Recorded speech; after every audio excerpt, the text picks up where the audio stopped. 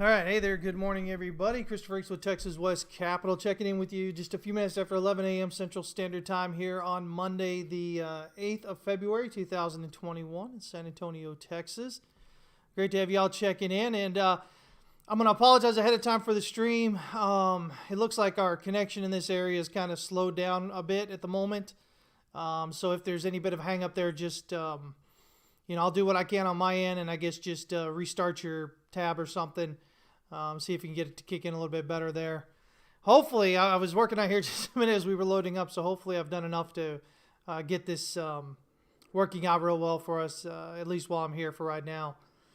So, the big news is Tesla saying that they invested $1.5 billion in Bitcoin. Again, guys, I don't know. If you look, 1.5 billion, that's quite a bit for Bitcoin, seems like.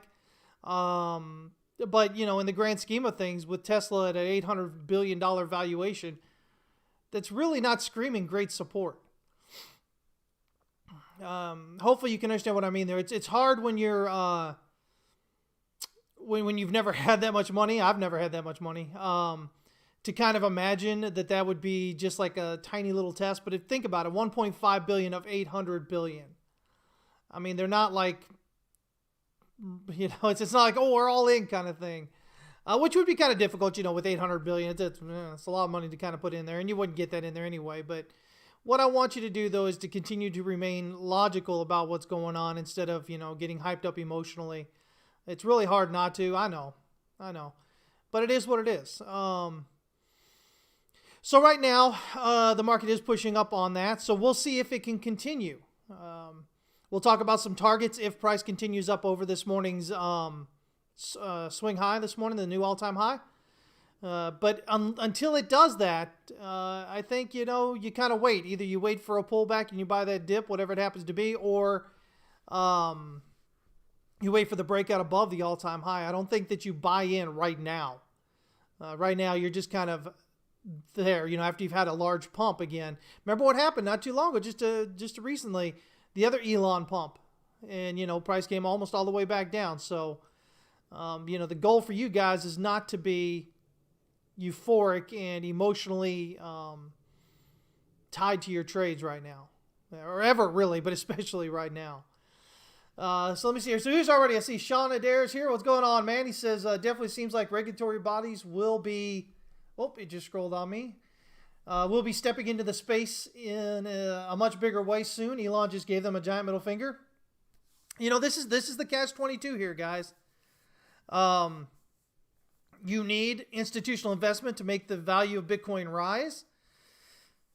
But the more institutional investment becomes involved, the more regulated it will become. And it is possible that regulation will keep you out. I mean, that's just the way it is, guys. Regulation is a tool used by those already doing something to, as a barrier entry for others to get in there. Government says, oh, we're going to do it here to protect the little guy. We'll go ahead and sell you scratch-offs all day long. You can buy them scratch-off tickets, which don't have a chance, really, of winning anything on that. You can go ahead and do that. But, when it comes to investing your money, we're going to make sure that you don't hurt yourself. So... it's always possible at some point, guys, that cryptos could go the way of, hedge funds here in the U.S., where you have to be a qualified accredited investor to invest in them. Crypto could become that way, guys. Off your backs. You got what you got, hopefully, earlier. If you're newer, though, you kind of getting in this little bit, and that's it. So we'll see what they do. But don't think for a second that regulators aren't interested in getting their paws on it. The one thing government's good at doing is interfering. They're good at getting back involved in things. Everybody laments a Congress, what they call a lame duck Congress, a Congress that doesn't do anything, just sits there. Yet those are the best. Those are the ones that aren't going to, hamper you and cause more problems for you. So you got to be careful the way you guys look at all that.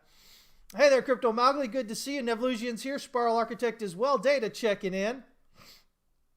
Let me see here. Gerben coming. He says, all I thought when I saw the Tesla news after MicroStrategy was now, damn, now the regulators are going to pay real attention. Um, you trying to say my connection's slow because everybody's buying Bitcoin now? Hey, who knows, right? All this pump and everything here, again, it's the disclosure, the SEC filing, is for Bitcoin that's already been bought. So Elon already bought all this, months ago.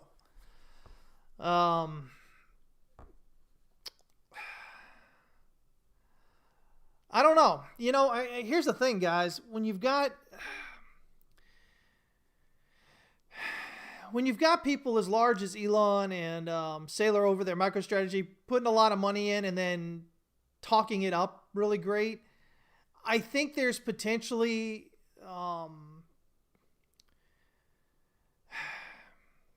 the SEC doesn't want people publicly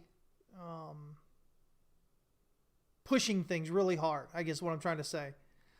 The issue that we come to as traders and investors in Bitcoin and other cryptocurrencies is when you have people like Saylor and Elon going out there and you guys rally them on, you're like, oh yeah, look at, they're so great. But the big noise that they're making is what could lead to the SEC coming in and really regulating really hard.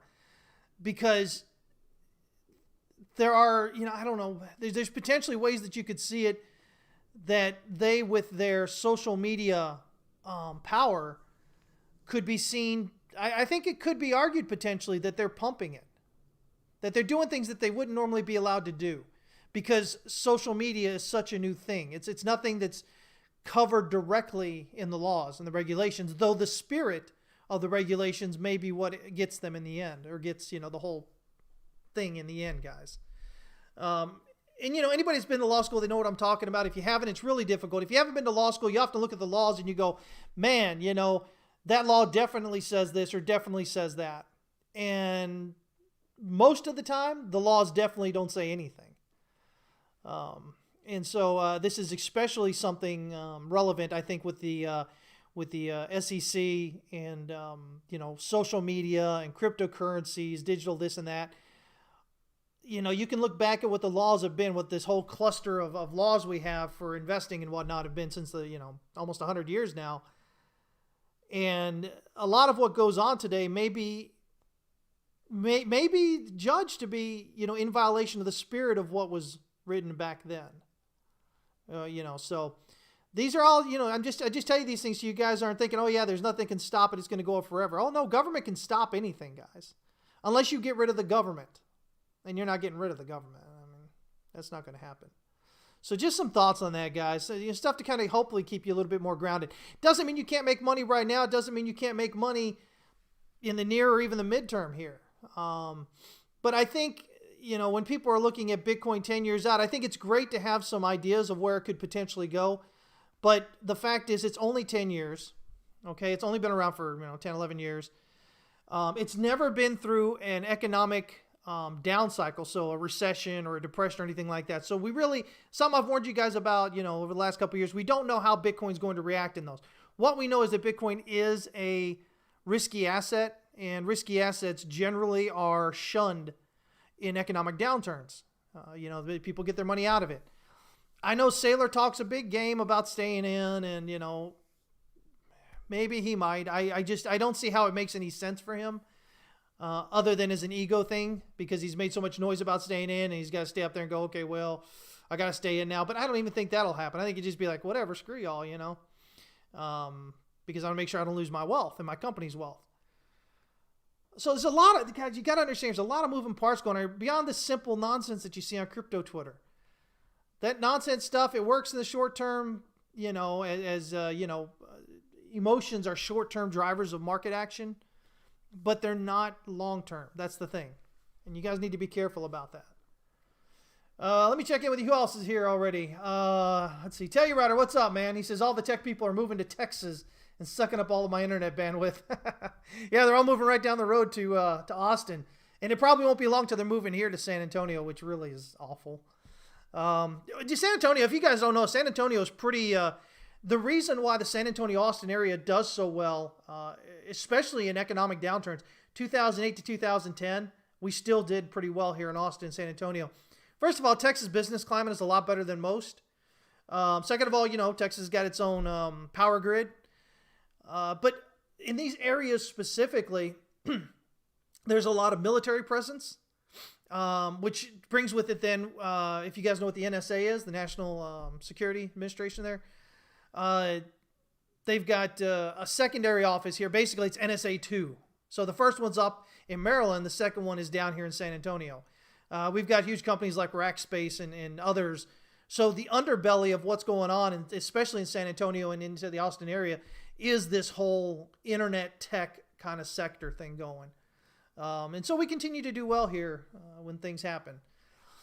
But that's why people are moving to this area, these big companies.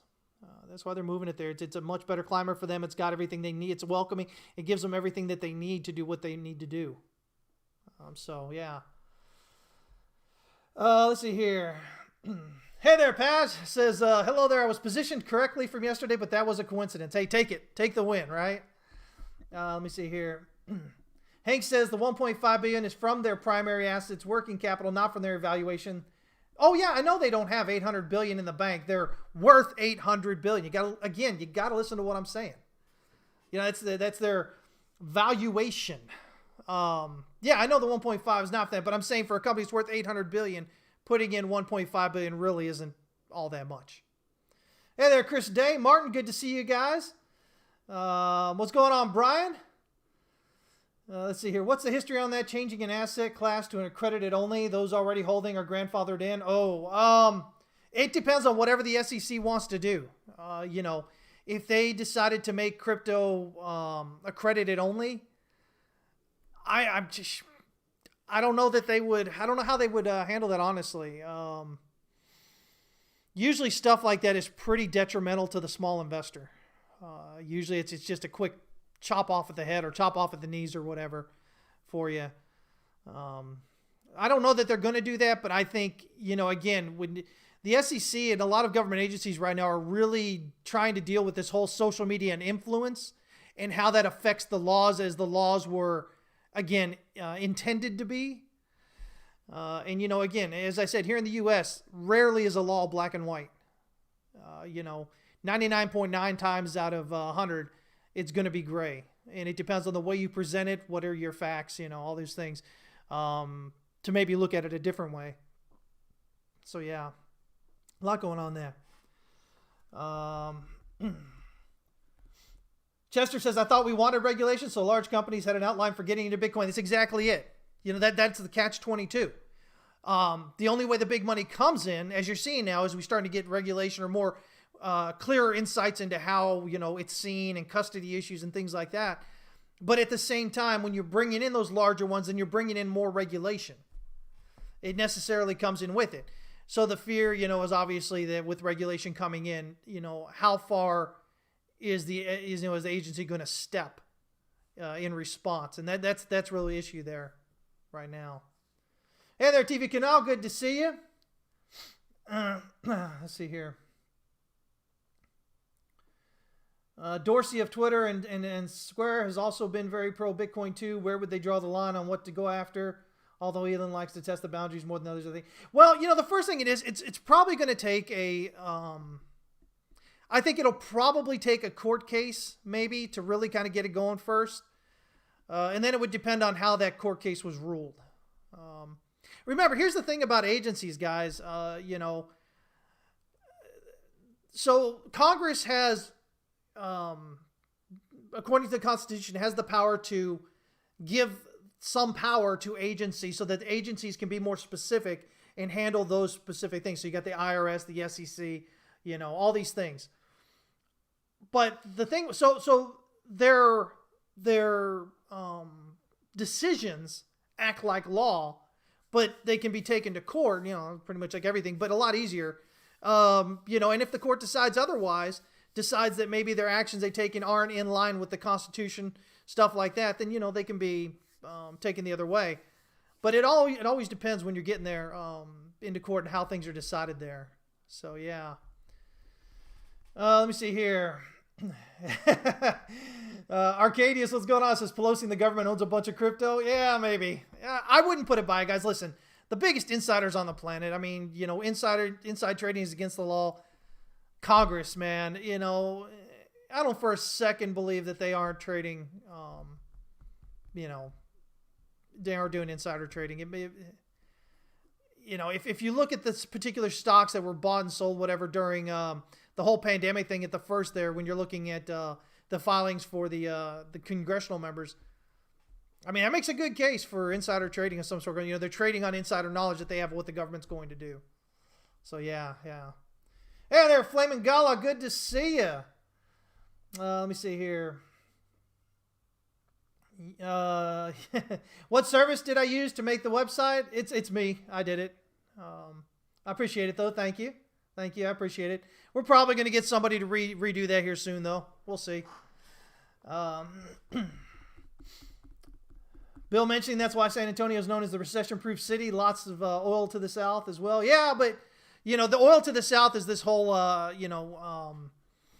it's the fracking, which is, drawing oil out of the ground that way is very expensive compared to pulling oil normally. You get your things going in there kind of at an angle instead of straight down. They go at an angle and they go for miles. And you have to shove all that water and everything down there to jar it all loose and pull it back. It's a very expensive way to get oil, which is why the fracking industry is hurting right now really bad. But, they did so well for so many years there because of all the free money that came in. All this, the way that the government, the Fed, has been playing the, interest rates and everything over the last 10 years has set this perfect thing where they were able to, private equity and all these, all this money was just able to flow in. So it didn't matter how much it cost to take the oil out of the ground. They could just pump it. And the U.S. became, top oil producer. But when it comes into a point where you actually have to worry about how much it costs, to pull up oil out of the ground, fracking gets hurt. For sure. Hey there, Sheepdog. Good to see you. Pixafin checking in. He says, what Elon does is not correct. He is pumping for sure. Let me see here. So let's go ahead and look here, guys. By the way, hey, join us at howtotradetowin.com. We'd love to have you guys with us. We've got so much going on and so much new stuff going. This week, for Tier 3, we're going to add in indexes. Perp index, shitcoin index, all that kind of stuff this week. So something we haven't done before, we'll be doing that. We've transitioned our hot takes from 3 times a week to more throughout the week. So we're still trying to get a handle on that, but you should see a lot more hot takes coming in that way as well. Of course, you've got, chart requests and chart critiques and all that fun stuff, Tier 3. Tell you, it's the place to be, guys. So come on and join us. We'd love to have you there. Let's jump on over and see what's going on. Elon Pump 1, Elon Pump 2. Look at that. So as we look here, how would they regulate Bitcoin? Road Rally wants to know. And what would they have to worry about? Well, I don't know that they really have anything to worry about. Government always pushes their regulations and stuff like that at the, under the guise of security. If you think about the Patriot Act, which was passed back there, almost 20 years ago now.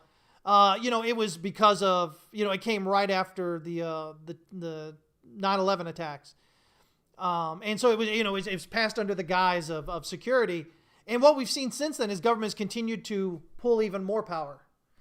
That's what it does. Power draws to it, those who intend to use it. It becomes very, what's the term? Paranoid, which makes it use its power even more. It seeks to then draw in even more power. I mean, this is just, if you look at the philosophical basis of power, this is how it works. So, I don't think the government really is worried about you. I think it's more of a, hey, here's a chance for us to kind of get our paws in there and get more control over things. So how would they regulate it? Again, they could just say, listen, you've got to be an accredited investor to trade in it. And so, of course, it's you wouldn't have these other ones able to do it. Everybody says, okay, yeah, decentralization is the thing, but at least here in the U.S., man, decentralization means absolutely nothing. Somebody had to create it and put it out there, and so they can be held liable, probably under law. And if people are concerned about being held liable under law, there's going to be less decentralization out there doing it. And you say, okay, well, that's just the U.S. Yeah, maybe it's just the U.S.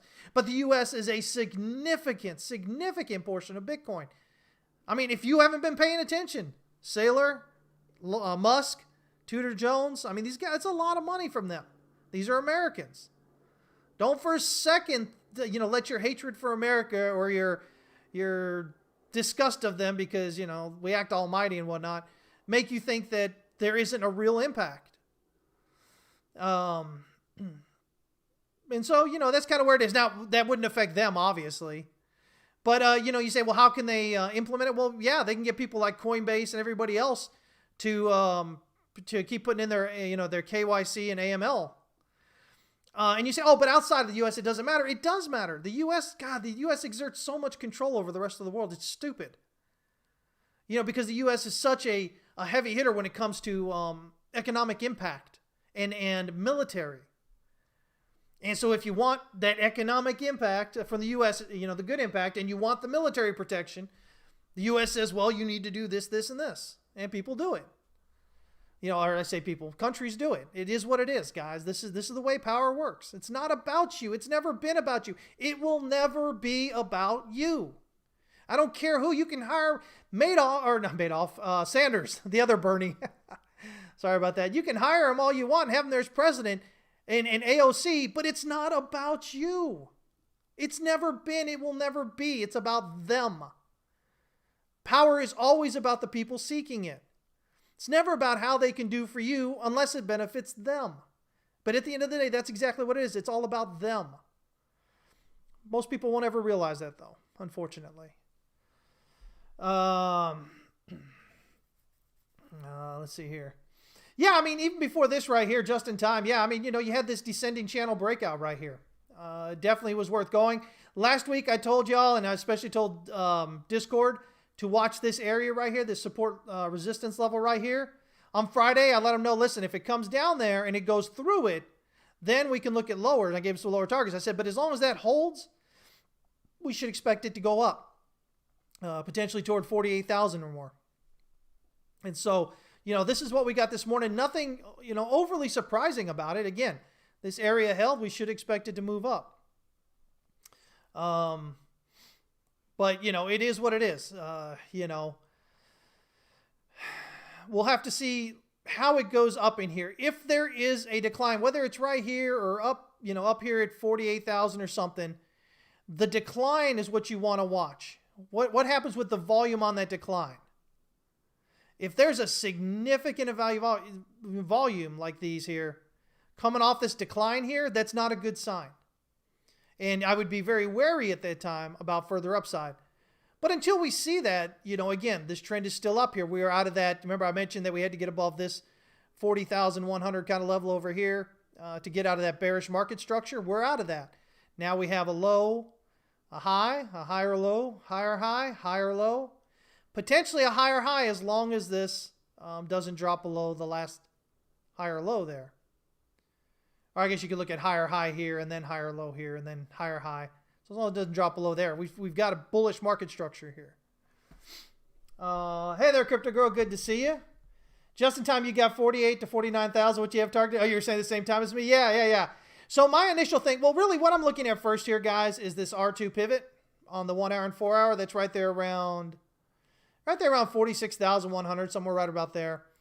Beyond that, then I'm looking at this 48,743 kind of area and really just kind of this ascending channel resistance. And then beyond that, I'm looking up here at around 51,688. Now I've got 2 counts on here at the moment, 2 bullish counts. But there's a third I'm also considering. So first one says, okay, the black count, it's a 1, 2, 1, 2. If that's the case, then we've got a 1, 2 here. And so we get this 3 of circle 3 of Roman numeral 3 up here at 51,688. That's the 161.8 extension of wave 1 here, which is what we normally look for wave 3, okay? So that would be our orthodox target up there. The other possibility is this, again, we've talked about this being a 3, this being a 4 here, and this being a 5.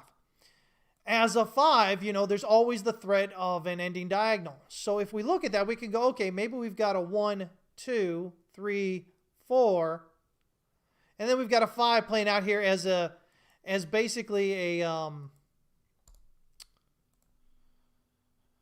an expanding, an advanced, ascending, broadening wedge here kind of idea.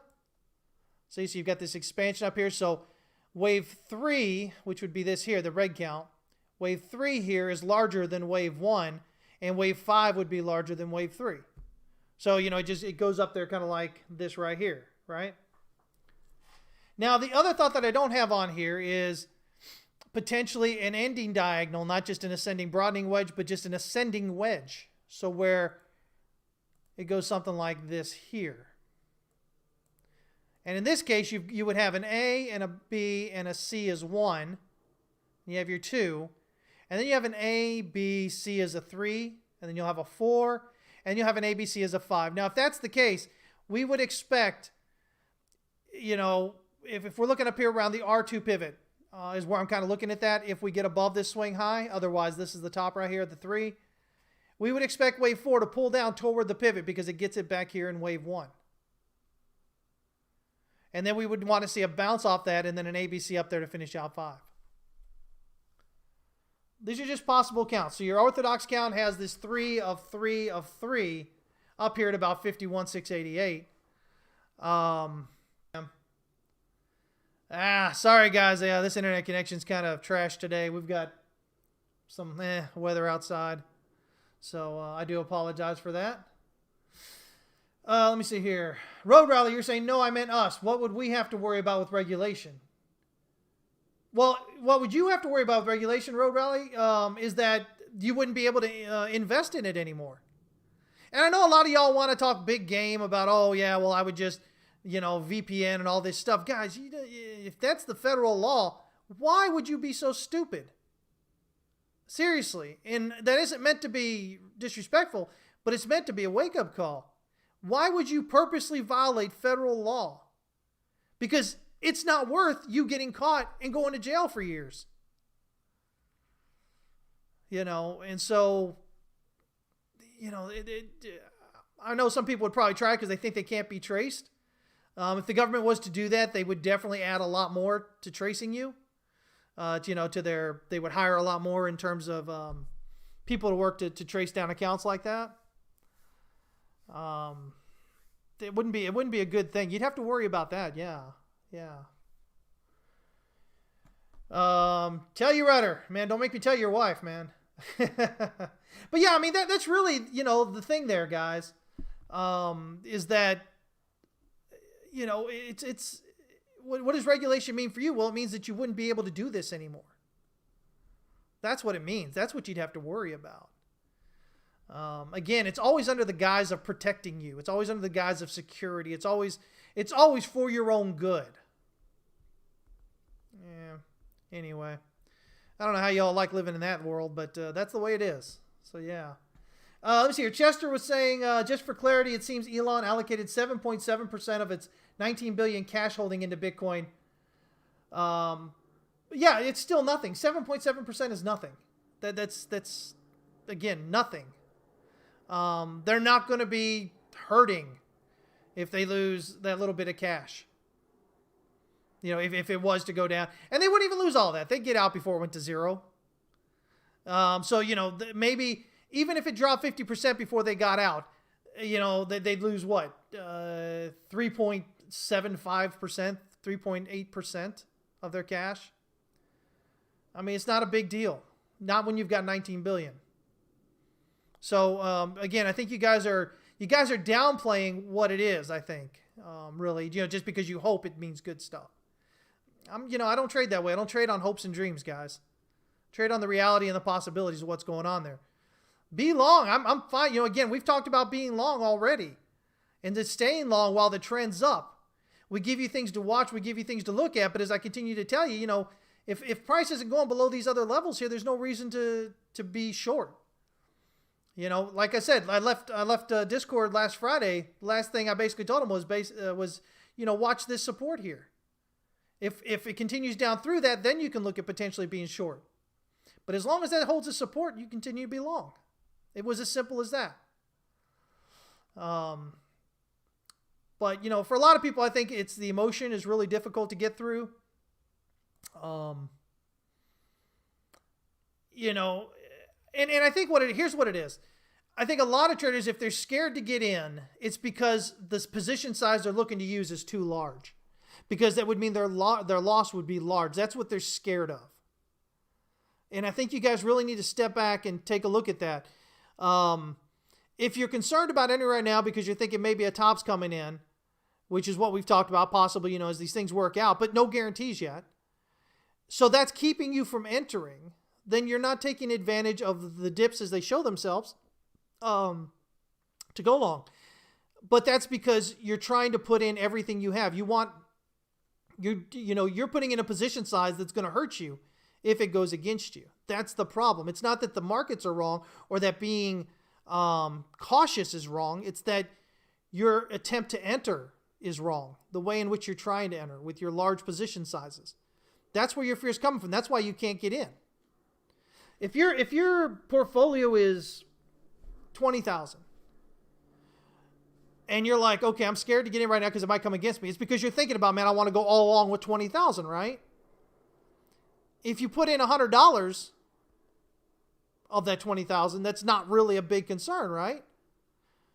And if it is, then your big issue is that you don't know what's going on and you need to learn how to trade markets, what's going on with the markets, how they move and act and react, and how to apply proper risk management. If you do those things, and that'll give you a proper position size, and there shouldn't be any fear. Because if you lose, the loss is so minimal. But the flip side of that, guys, is that because you're not going all in, your profit isn't going to be huge if it goes up. And that's where a lot of y'all then have your issue. Because you don't want to go in unless you're going to make a whole bunch of money, you think. Trading is a marathon, not a foot race, guys. Not like a sprint. They're both races. They're both foot races, but not a sprint. It's a marathon. But most new traders never figure that out. And so they go in all in and they put all their money in, and then they lose it. And then they're out. They talk about how it's all manipulated and how, things are so terrible and how it's not their fault. I keep telling you guys, you have to learn to take responsibility for your actions. If you're coming into this market and you have no clue how to trade or how markets move or what QE is or how it works and all these things, and you lose money because you don't understand these things, guess what? That is your fault. That is really your fault. And if you can't accept that, you'll never be able to be a trader or an investor. You'll never be able to do it because you're always going to continue doing the same thing you've done. You'll never do it correctly. You'll always blame somebody else. How are you going to learn? If you're always blaming somebody else, you'll never learn. You never learn what you did wrong and why. You guys got to understand this stuff. Yeah, waiting for the border when your accountant reports you. Yeah. And heaven forbid, guys, when we're talking about regulations and stuff, and if you're violating these regulations and you're, let's say it gets regulated and you can't go in because you're not an accredited investor or something. And guys, I'm not saying this is going to happen. I'm just saying this is one of the ways in which they could do it, right?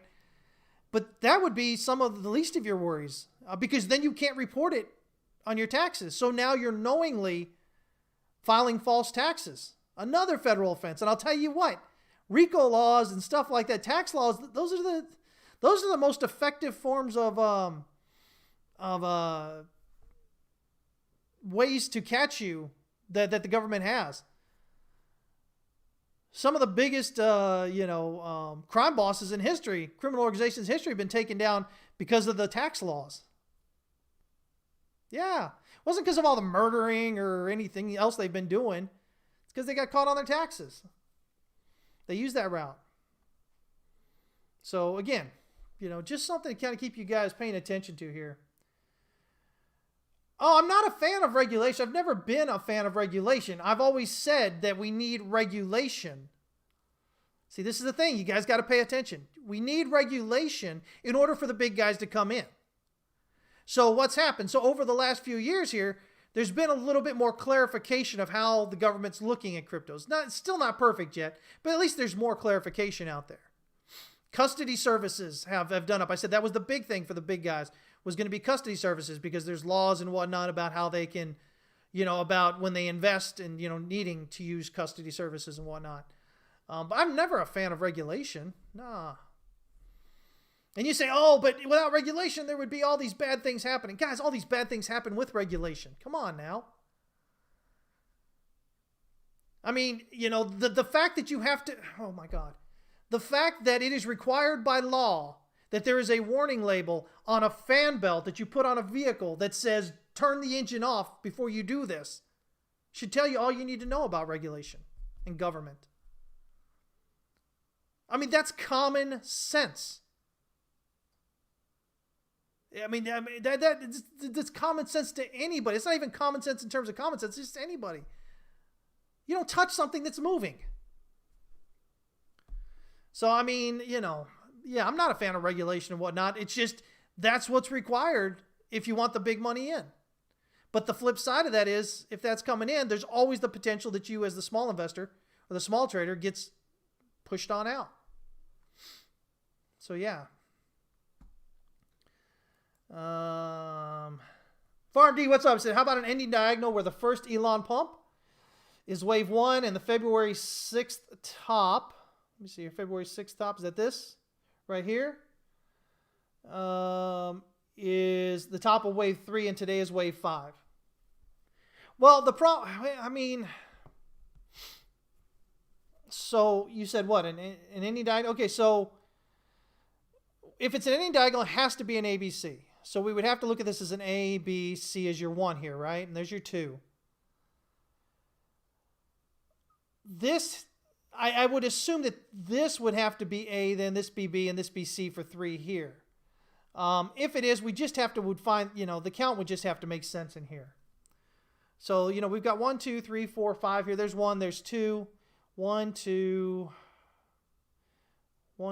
3, 4, 5. Nope. 1, 2, 3, 4, 5 maybe. So 1, 2, 3, 4, 5 gives us a 1, 2, 3, 4, 5. See, and that, or 1, 2, 3, 4, 5 here. See, and that kind of gets us up there. Maybe. Yeah, you know what? There's a possibility, I think. Depending on how you count this, I think there may be a possibility there. Sure, you can go with an ABC as a 1, and then a 2, and then an ABC as a 3, and then a 4, and then AB. Yeah, 1, 2, and then I look at this go 1, 2, 3, 4, 5. So that would give us a 1, 2, 3, 4. We still have a 5 to go. Yeah, I guess I could potentially see that. Sure. Yeah, I mean, again, for me, it's not worth it going in here to count out all these little waves on the 5-minute or 15-minute time frame. But I think it looks like there's a possibility here that maybe we could have enough waves here to make this an A, to give us 5 up, and then a B. And then we would just have, again, this already looks like, we're already counting this as 5 up here, so that would be your C then on that. Yeah, so the other way to look at this, guys, that's why I'm giving you these bigger views, these other ways to look at it. If we look at it in terms of pivots here, we moved up through the pivot above the R1, coming back, finding support on the R1.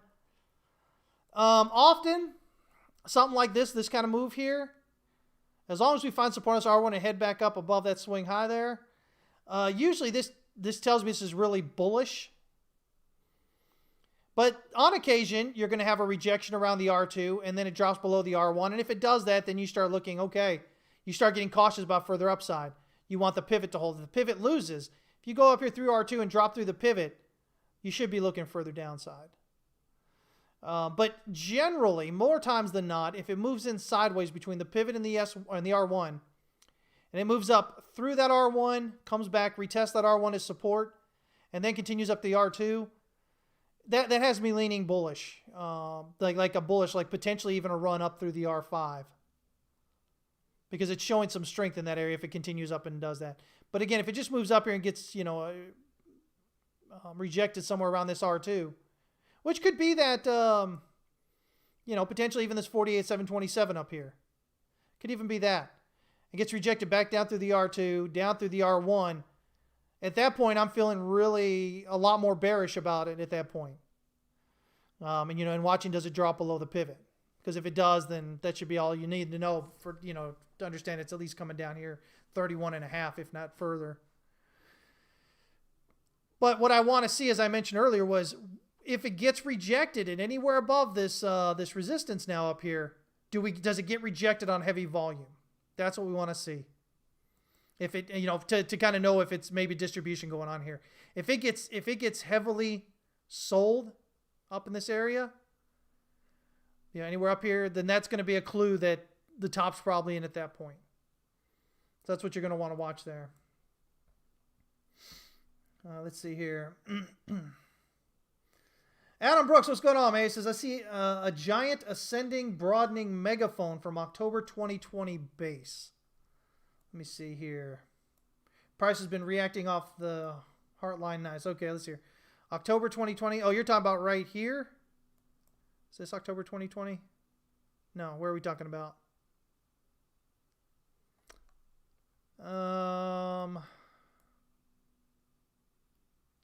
Since here?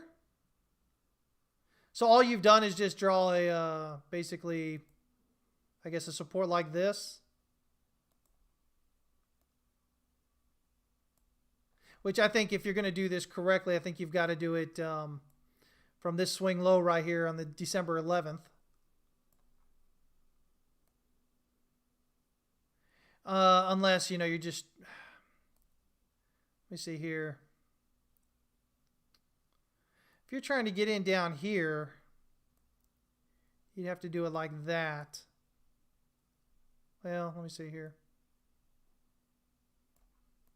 Because this right here. And then I guess you'd probably have to do something like this here. I'm not a big fan of that. Usually what you're looking for are these to start in the same area. These lows.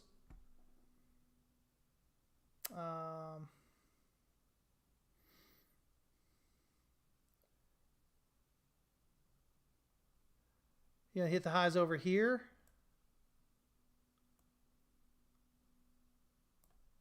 A little bit closer there.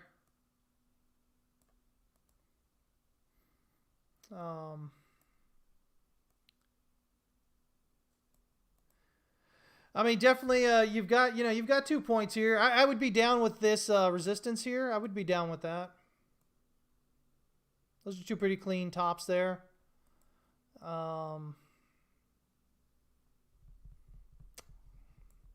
But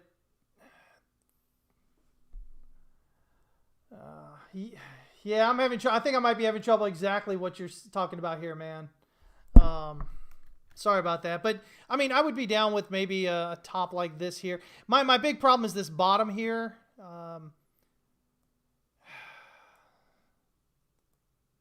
don't know. Yeah, I'm not a big fan when price rides a line in any way. Let me see here. If I zoom in here, looking at even something else here, we'll show you. I'm not a real big fan of this channel here. I mean, price is moving in a channel-ish manner, but again, if you look at the proximity of this right here, almost touching the low here before bouncing up and then coming down here, you basically got price riding the bottom half of this channel here. And so channels, like any other pattern, guys, even megaphones or anything, what you want to see is strong movement from support to resistance. This becomes weak here. You wanted to see a strong movement up here and one back down. That kind of thing gives you more confidence in a pattern, is when you see this strong, definitive movement up and down. When you start seeing price run along a, it gets really questionable at that point. Now you could potentially do something like this. Could draw one off of this. I would be better with that. And overall, it looks like price may be trying to find support on that area. Let me see here. Go like this here. And so this is, it's not great. See, because then you still got to kind of, you're up here and you're like, oh no, fake out, come back. Then you drop down below and then you're pushing back up here. You know, man, when you see that kind of stuff, it doesn't give you a lot of confidence in that channel. But I guess I could see that maybe. But then it dips down below, and that's not something you want to see. You know, if it's a definitive channel that really, you know, notes, you know, significant movement, you want to see it kind of holding as resistance. That would give you a target up there about 47, 145 or so, 140 here on Bitstamp based on the height of that channel. Let me see here. I think maybe this channel was what we were watching. Excuse me. Previously, at the end of last week, I think that's probably a better channel there. I think it's probably better to see this channel here and this move out and then this move up.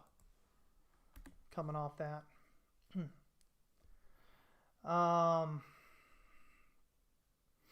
But even with this one, I don't like the fact that price comes down and narrowly misses touching the bottom here without touching the top, and then it moves up to the top here. And then it comes down, narrowly misses, bounces, narrowly misses, bounces, finally gets down here. You know, again, I'm not saying the channel can't hold up when you look at stuff like that, guys. But if you find a channel, when you're doing channels, if you find a channel where price moves definitively between support and resistance a few times, that's usually a good channel. That's usually something, that's the breakout that you want to get. Things like this, you know, again, the breakout was to the bottom here based on the height of this this channel here. Your target should have been down around here around this 35,570, but instead turned out it went up. See, so there wasn't the confidence in this channel that you would normally have if it had been strong movement back and forth between it. And another thing to also look at is if channels are going up, if they're ascending channels, you want to start them at the swing low. And if your channels are coming down, if they're descending channels, you want to start them at the swing high. I see a lot of people, they'll come in there and they'll try to draw a channel like if this is the down move here, and they'll try to draw it off this here. And they'll say, yeah, you know, there's the channel right there. And it kind of fits in there a little bit, but there's a lot of moving out of it. It's a general, what this channel shows you is just general movement. It's not that channel that you're looking for, the one that gives you the breakout with you know, with the money and whatnot. But, you know, if you are interested, I don't know, if you're interested in running this one, see, and then you've got, see, God, if you do it off the bottom here, then you got a breakout of the channel there and another breakout of the channel, then a drop down. And so you don't even have, you know, full movements back and forth. So you just have to understand when you're doing channels like this and you don't have that definitive movement between support and resistance, that it's giving you a direction, but it's not the channel like you want to look for channels. What you want to see are those definitive movements between support and resistance on them. Hey, Jamie, good to see you checking in. Good to see you here. Adam, I'll have to look at that to kind of see what you're talking about there a little bit better. I think I'm going to be fumbling around here for hours if I'm trying to do this right here, right now. But I'll see if I can figure that out there, what you're talking about. Real quick here, guys, jumping at the dollar. You remember, at the end of the day, the dollar is the real driver, guys. Remember? Don't forget, all right? So let me see here. So basically, we're kind of looking at, you know, if we're just looking at patterns, I don't remember if I did this for y'all on Friday. I did it for Discord. But right now, this is the, you know, the head and shoulders kind of we got going on there with price here. So if we can get this bounce off here, which we've got bullish divergence here on the 1 hour. You see this bullish divergence? Stoke RSI, trying to cross bullishly and oversold. We should see the DXY going up. And so if we see the DXY going up, especially if it gets moving, really kind of moves, then we should expect to see generally Bitcoin coming down. Now, it doesn't mean the Bitcoin has to reverse at this point, but it means we could at least see a pullback in Bitcoin. Wouldn't be surprising. Again, strong move up, guys. This is off of this move here. This pump is about $5,600. Remember this one right here? We had this one last time. A lot of people get caught buying the tops of these things. This one ended up pumping all the way up about about $6,450. So Elon pump, mini Elon pump, I guess. It's still pretty much close way there. But, again, we could see this coming. It wouldn't be surprising to see it coming down at least, which it already did here, this first drop back. It came down and tapped this over here. But it wouldn't be surprised to see it maybe even come back here to where you have more support. But I think you become concerned long two ways. One is if this gets sent down on heavy volume. The second way is if it declines impulsively below the 1 hour, 4 hour pivot right here.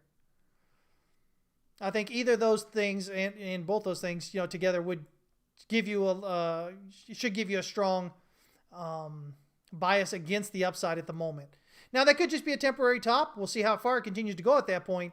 But if you're seeing those things, especially the volume, if you're seeing heavy volume coming down and following price down, I wouldn't want to be long at that point.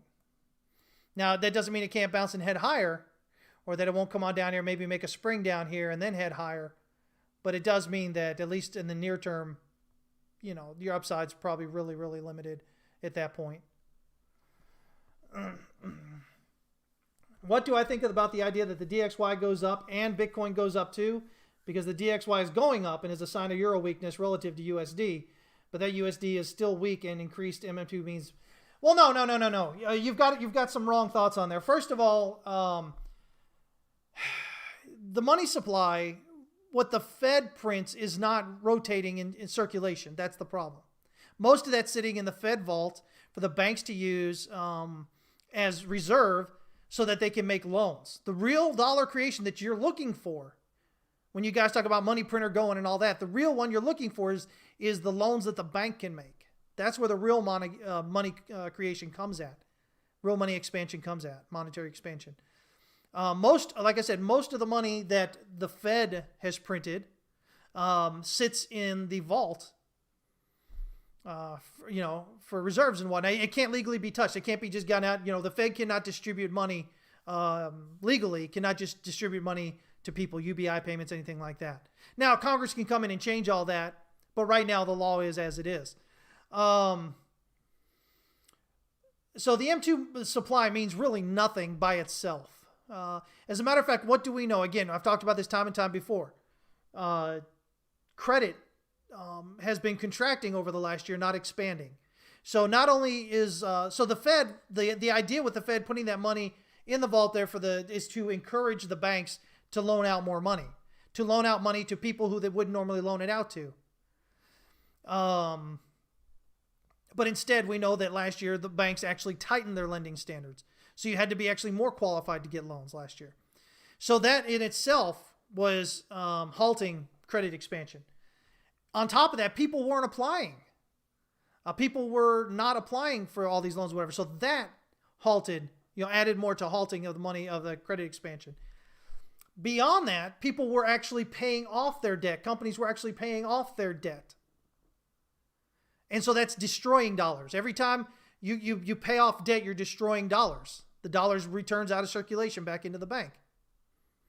So not only were you having these lack of credit expansion, but you were actually having credit contraction in terms of people paying off debt.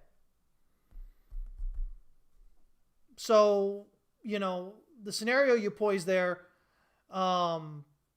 is not, 100% correct the way you're looking at it. And remember, the DXY isn't just the euro. It's largely the euro. It's 56, 57%. But again, the USD against the yen is 11%. The USD against the Swiss francs, 4.5% or something like that. Those three together now make up over 70% of the value of the DXY. And, the dollar last week, as we showed, we're really advancing against all three. There's dollar strength against all three. So we'll continue to see what happens here. We really need the DXY to get up above 95. That's our next goal right now, to really kind of feel strong. But right now, it's moved above that this descending resistance line here. This one right here from March. That right there. And we can see that the EQ is pretty clean here, provides real good support.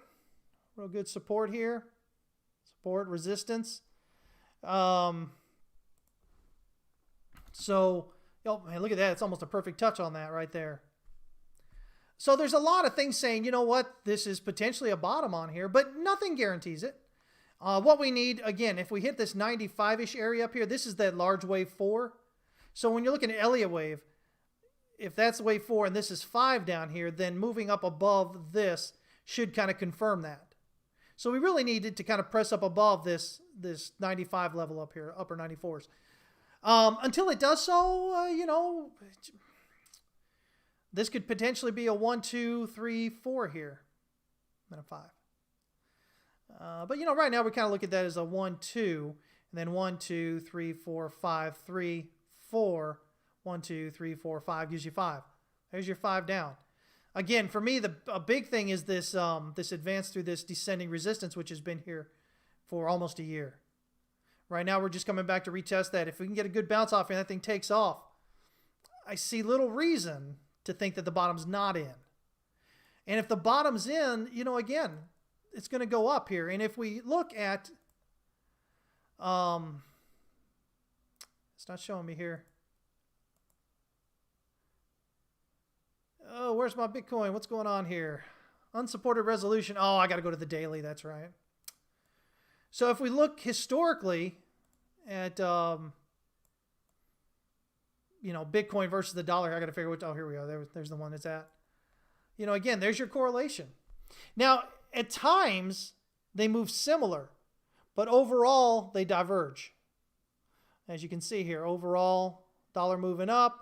And so what really happened right here? Well, I think what you see here is if I'm looking at this, is that you've got really sideways here for the dollar, right here. And you've got sideways here for Bitcoin. And I think that's why you get that overlap there a little bit, you know, in certain areas of that. I mean, here you've got the dollar, you know, moving up. And when the dollar moves up strongly, Bitcoin moves the other way strongly, and, you know, vice versa. You know, here the dollar dropped, and then, you know, it shot up, and that's when this dropped over here. This was that, you know, March incident. But I think, you know, again, I think this is all because of sideways here, but especially because of sideways with the dollar. Remember, at the end of the day, guys, I know you want things to happen, that you want them regardless of what the reality is. But at the end of the day, anything that's denominated in dollars is going to lose value if the value of the dollar increases, because you are getting a stronger dollar. That means it takes less dollars to value that thing. It necessarily must drop in value. The only way that something rises when the dollar rises overall is if that thing is gaining more demand than what it's having to deal with the downward price pressure valuation because of the dollar, which means you need significantly more demand than what we've had on a consistent basis if the dollar was to continue heading up. The problem with that is that historically anything, if the dollar is moving up, that is a sign that the economy is not doing so well, and everybody rushes out of everything risk-on assets into the dollar. So the dollar continues to be self-fulfilling. It, you know, propels in price, and things continue to drop in price as people leave those other things. Now, Bitcoin is, whether you like it or not, it's a risky asset, guys. Stop believing people that tell you it's a store of value. If you bought Bitcoin back here in 2017, up here at the top, was it a store of value if you needed to get that money prior to, prior to December of this past year, 3 years later? It's not a store of value. If you had to cash that out here, pay bills or something, or even if you just wanted to, this is not a store of value. You would have lost, hell, heaven forbid, you had to do it here a year later. And you would have lost, you know, from, you know, maybe 18 or 19,000 down to 3 or 4,000. You would have lost most of what you had up there. It's not a store of value. It is a speculative asset. And as a speculative asset, it's extremely risky. Why? You know, we all say this. We say, oh, you know, it's Bitcoin. It's going to drop 80 or 90% when it corrects, right? We know that. But that doesn't change what it is. That kind of decline, this kind of advance, this is risky asset. So if the dollar's rising in value, that's a risk-off environment. That means anything that's risk on, risky assets, people leave them. So, again, you have in Bitcoin, if you're staying in Bitcoin while the dollar's rising on you, then you're losing money both in the value of Bitcoin and in what you could have had on a rising dollar. Leighton says he's not convinced on the dollar. Me either. We got to see it. If it gets above 95, there's a whole nother story there. But, if we zoom out a bit here, as far as the dollar, I need to get out of here. But if we zoom out here on the dollar, let me see. All right. Weekly. Yeah, here's where we are in terms of that dollar. This support resistance kind of area here. We had this, the height of 2008, 2009, which was the bottom of the GFC, the stock market there. That's when the dollar moved its way up. See, this move it made up from February, March of 08, until, again, March of 09, so a year. In a year, the dollar rose in value almost 30%, 27%. In a year. All this rise here, in spite of all that money coming in. You guys keep talking about, all this money being printed. All this money was being printed all in here too. Knee-jerk reaction down and then continuation up. So, is all this money printing the way they're doing it QE-wise inflationary? This would argue otherwise. As a matter of fact, in 2016 here, we actually had deflation for a very short period of time. The Fed barely hit 2% at any point during the last 10 years. 2% inflation, which is the minimum what they're looking to get. In spite of all the money they printed. But yet everybody wants to say, oh, they're printing all this money now, so it's going on. No. Let's look at the last 10 years, guys. So if you look at that, you should go, man, maybe there's something I'm not understanding about QE. And there is. Follow me on Twitter, guys, TX West Capital. Search up in my profile there, QE. I've got a tweet I put out that had multiple links. They're pretty easy explanations of QE. They're nothing that go really, really in depth. They don't talk. I don't think any of them talked about yield curves or anything like that, as far as policy would go. But it just kind of explains to you what's going on with the money that you think's being printed and what's really going on there. But nonetheless, this is kind of where we're at the moment here on the big picture. So we'll see if we can get that up here. On the weekly, again, if we get above that weekly, look at that. Again, getting above 95 gets you above the weekly pivot. So it would be a strong move, right? Is it going to do it? We'll see. I still can see a scenario where we have one more leg down, maybe toward this S1 pivot down here. That's still on the table, possibly. Sure. But if we're getting above those upper 94s, that 95 area, we have that wave 4 right here. Then if we're getting above that, I don't see any reason why we should be thinking about lower down at that point. So that's kind of where we're sitting there. Leighton, man, you're putting too much emphasis on the supply side of it. I have a limited supply of the toenails I cut, right? I mean, they can be cut forever, but right now I'm holding a limited supply, right? I mean, that doesn't mean that you want my toenails, right? You guys got to stop thinking in terms of just supply side. That seems to be the big driver of Bitcoin sentiment. Oh, there's only so much every period. Well, that's a part of it. That's a good part of it if the demand is there. But the demand isn't going to be there just because there's a finite supply. All you had to do was look at what Hunt Brothers did with silver in the early 80s, guys. There was a finite supply, more or less, of silver. Yes, we know there could be more, whatever, but it takes time and money to pull it out of the ground. At that time, there was a supply of what there was there. They cornered the market on the supply. People lost interest. It crashed. Supply itself does not drive price, guys. Let's see here. How much am I charging for the toenails? Yeah, we went on a bad point there. What did the dollar Bitcoin relationship look like during the bull run of 2017? Let's see here. Right here. Decline. rise. And then right in this area, let's see if we can do this right here. There we go. And there was this little bit of overlap right here, which happens at reversals. And then Bitcoin went up.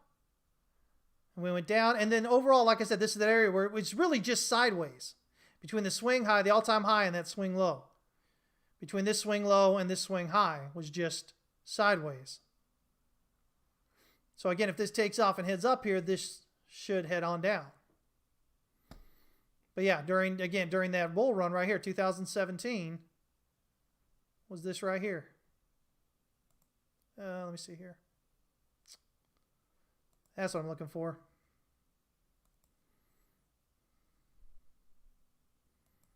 That right there. So I guess there's very little holdover, if anything, right there, about a week or two difference. And then, of course, it went down there with it.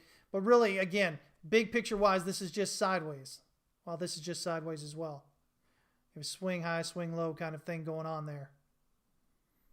So if this is the bottom and the dollar does head up, then we should see a market movement down. And it's the same thing you'll see in the stock markets as well.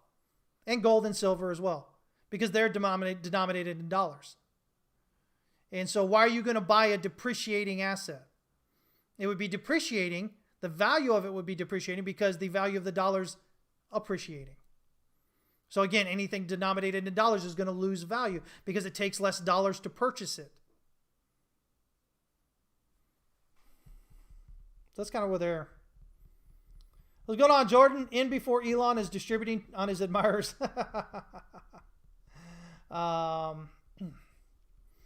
So yeah, I mean that's what it is here. Jamie, you're welcome, man. Sure thing. Everybody's talking about the bearish divergence. I got to get going here, guys, but let me see here real quick. Talking about bearish divergences here real quick on Bitcoin. We do have this daily bearish divergence.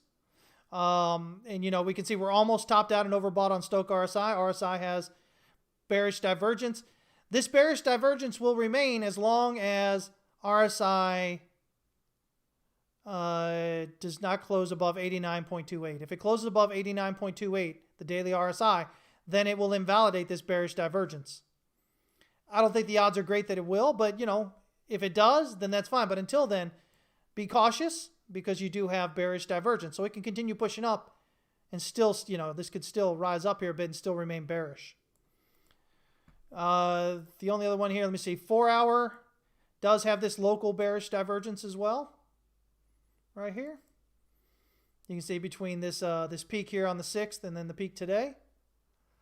So you want to watch that. It's got a little bit higher to move up here, though. Stochk RSI does have some room, so it could continuation up again. I'm looking for potentially a fifth local wave here up to that R2 pivot. That's why that's our first target. But only if it advances above the swing high here at 44,899. I think right now you're taking on a lot of extra risk to enter. I think you maybe enter on a break above that and then look for price potentially to hit that R2. I think that's probably the best way you can probably play that. Daily or the 1 hour here was the only place that didn't get bullish or bearish divergence here, as you can see. But there did get some up. You're getting below that, then you're starting to look down here, maybe a little bit lower. But until that happens, again, it's still bullish here. Remember, we still have that bullish market structure right here going on. Let me see here. Hey, take care, Crypto Mowgli. You think this looks like a cup and handle, Hank? No, not at all. Not at all. This right here disqualifies it severely. As a cup and handle. And you'll correct me if I'm in the wrong place, but this is all I could think you'd be talking about. It looks like this, but a cup and handle, if you have this move up in between like that, that's not valid. Right there. So, again, wouldn't be a cup and handle pattern. And there's no handle either, so there's that. But really, I mean, this totally disqualifies it from a pump, or as a cup, I'm sorry. It's definitely a pump, but no cup there. Let me see here. What's going on, bud, man? Good to see you. TV Canal says, I think we will go retest the all-time high at 42.1, which is this one back here. Yeah, you know, and even if, like I said, even if you're dipping back in there, it's fine, I think, until you're dropping below that pivot. If you're dropping below that hourly 4-hour pivot, that should put you on notice about a possible top being in. And again, we were looking at, I think, Farm D's count there saying maybe we've got an, an A, B, C as a 1, 2, and then an A, B, C as a 3 and 4, and maybe an A, B, C as a 5 here. Maybe getting a an ending, like this is a 3, this is a 4, and this would be a 5 as an ending diagonal. Something like this possibly. See here, there's 2, there's 4. Okay, yeah. God dog it. There we go. So maybe something like that. Even with the move up toward that R2 pivot, we could still do that. And you could potentially be seeing that as an ending diagonal here. In terms of this structure, though, I would expect if this is going to be a wave 5 and there's going to be an end up here somewhere as an ending diagonal, I would expect to necessarily see a strong bit of volume, strong volume on the decline. Because then that would suggest that this is a distribution going on here. So we'll have to watch that.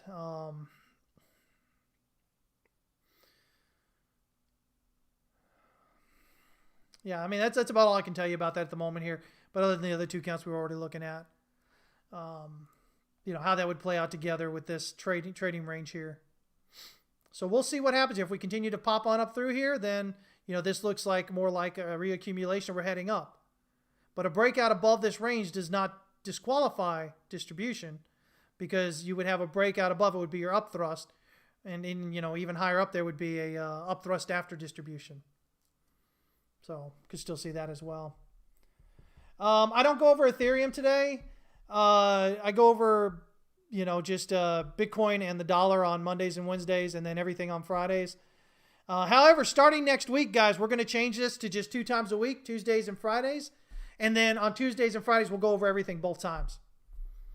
So we're going to do that. That way I can continue to put more of my efforts toward our members over in Discord, since, they're paying. This takes a lot of time out of my day getting doing this. So, but yeah, starting next week, we'll be doing on Tuesdays and Fridays only, but we'll do all of them. We'll do all the markets, stock market, multiple cryptos, gold, silver, oil, stuff like that. So yeah. So we'll see what goes on here, guys. All right. Don't forget, we go over all this stuff all day, multiple times a day over in Discord. So you guys can join us over here at howtotradetowin.com. We'd love to have you there. Tier 3 is the place to be. We do weekly live stream educational content. But if you're Tier 2 or Tier 3, you'll get access to our other educational content, which is overall markets and how they go. By the way, we're working hard on getting all that new re-recordings done for all that stuff. I'm going to put it together in a little bit different way. I think that's probably going to be even more helpful than what it is right now. So that's exciting times coming up. And then, of course, like I said, Tier 3, you get everything we do there. Chart critiques, chart requests. You get hot takes, which we have just recently changed from 3 times a week to starting to do more of an everyday thing. That's taking a little bit getting used to and trying to get it figured out. But starting this week, you should see more and more of those hot takes coming in there. If you guys don't know, man, our hot takes have been printing money. Naked, we've been popping up and down now for 6-7 months, something like that. Things up 4,000% since we first talked about getting into it. We got members making stupid money hand over fist on that. And we've got some other ones in there as well. I can't think of what they are right off the top of my head. But I mentioned one just here recently as well. So lots of stuff going on there, guys. We'd love to have you with us. Other than that, I'll be back on Wednesday at what time? 11 a.m. Central Standard Time. Hopefully with a much better working internet. And until then, just remember, the only thing you control in the market is how much you lose, right? That's it, guys. So no matter what I talk about or anybody else talks about, the most important thing that you're going to do every day as a trader is your risk management. Learn it, perfect it. You will never be done perfect. You will always be bettering it. And that's the goal. As long as you're doing that, guys, you're set to make a good bit of money in the markets. All right? You guys have a great day. Thanks so much for joining in. If you're in Discord, I'll catch y'all over there. If not, like I said, follow me on TX West Capital on Twitter, and then we'll also see you next Wednesday. Take care.